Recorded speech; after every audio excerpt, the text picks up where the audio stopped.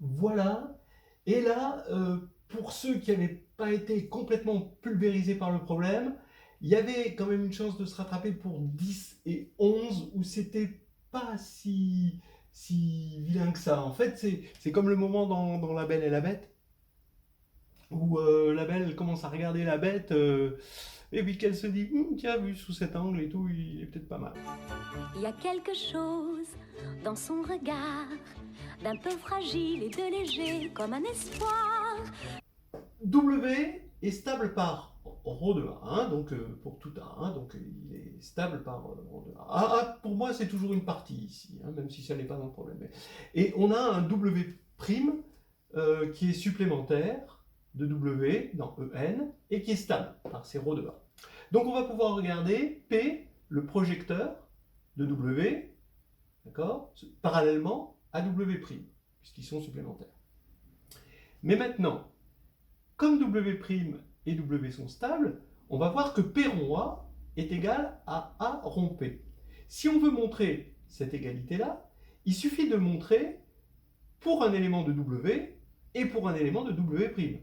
Comme ce sera vrai pour W et pour W', et que W et W' sont en somme directe, par linéarité de ça, ce sera vrai pour toute n. Donc on aura bien l'égalité. Alors, regardons pour W. P rond A de W, qu'est-ce que c'est? C'est A de W. Mais comme W est stable, A de W, il est dans grand W, et P, c'est l'identité dessus. D'accord? Maintenant, A rond P de W, P de W, pareil, W il est dans grand W, donc ça c'est W, et ça fait A de W. Donc là, on a bien l'égalité entre les deux. Maintenant, si W' est dans grand W', alors P rond A de W', A de W', comme W' est un supplémentaire, mais il est stable, donc ça c'est encore dans W', et P de W', comme P c'est parallèlement à W', ça fait 0. Et là, vous avez A rond P de W', P de W' ça fait 0, et A de 0, ça fait 0 aussi. Donc on a l'égalité. Donc c'est bon. Le projecteur commute avec tout A.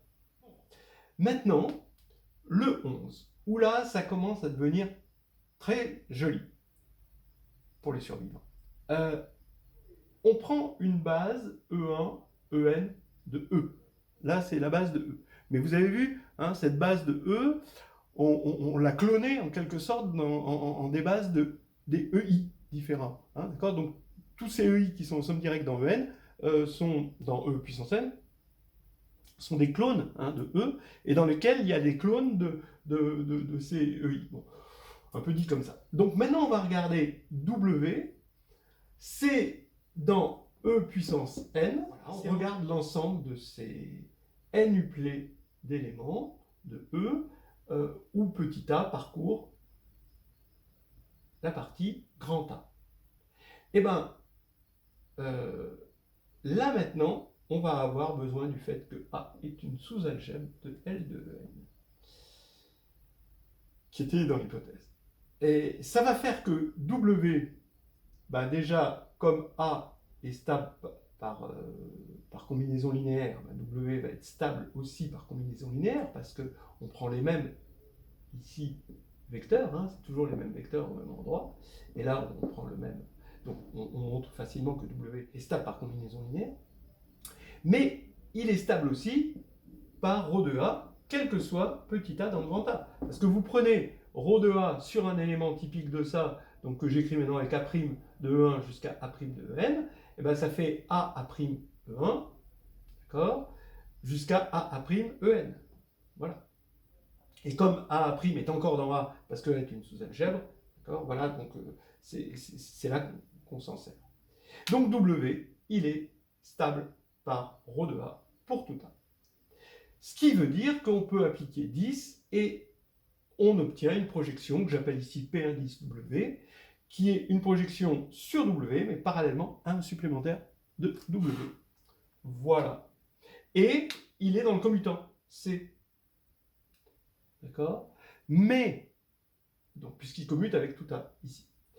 Mais qu'est-ce qu'on a vu? C'est que le commutant, c'est que ρf était, ou ρ de f, ouais, bon, ρf ou ρ de f, était dans le bicommutant. C'est ça qu'on a vu tout à l'heure, c'est-à-dire qu'il commutait avec le commutant. D'accord? C'était le 8b, je crois. Donc ici, on a ρ de f rond PW, d'après le 8b, égale PW rond ρf. Voilà. Bon.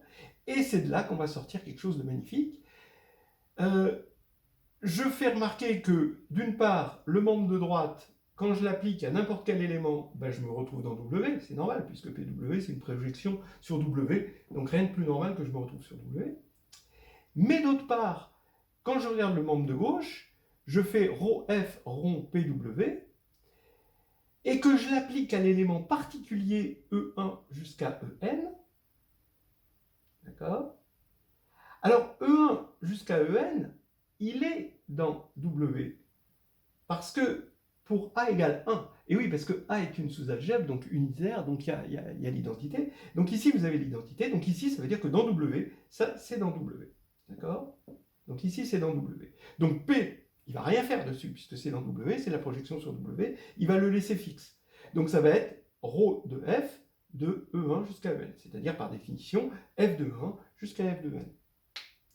Donc maintenant, on a cette double interprétation, on voit que cet élément-là, il est dans W. Mais s'il est dans W, ça veut dire qu'il existe A, tel que c'est égal, il est sous cette forme. Donc ça veut dire que ce F peut être vu comme un A. Mais comme on a pris une base E1 jusqu'à En, F et A coïncident sur une base, ce qui veut dire que F égale A. Donc ça veut dire, en gros, que je suis parti d'un élément F de L2 quelconque, et j'ai vu que F était égal à A, puisqu'il était identique à A sur toute une base. Donc, on a montré des choses.